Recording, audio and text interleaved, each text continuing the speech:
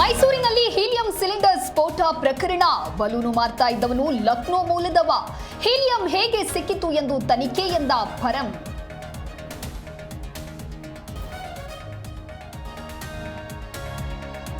ಚಿತ್ರದುರ್ಗದಲ್ಲಿ ಭೀಕರ ಬಸ್ ದುರಂತ ಪ್ರಕರಣ. ದುರಂತದಲ್ಲಿ ಸಾವಿನ ಸಂಖ್ಯೆ 7ಕ್ಕೆ ಏರಿಕೆ.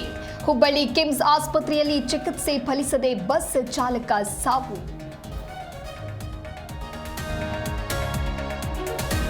ರೌಡಿ ಶೀಟರ್ ಬೇಕ್ಲು ಶಿವ ಕೊಲೆ ಪ್ರಕರಣ. ಇಂದು ಹೈಕೋರ್ಟ್ನಲ್ಲಿ ಬೈರತಿ ಬಸವರಾಜ್ ಜಾಮೀನು ಅರ್ಜಿ ವಿಚಾರಣೆ. ಜೈಲೋ ಬೇಲೋ ಭವಿಷ್ಯ ನಿರ್ಧಾರ.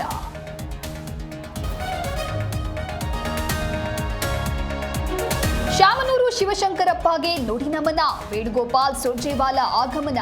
ಸಿಎಂ ಡಿಸಿಎಂ ಎಐಸಿಸಿ ಅಧ್ಯಕ್ಷರು ಭಾಗಿ.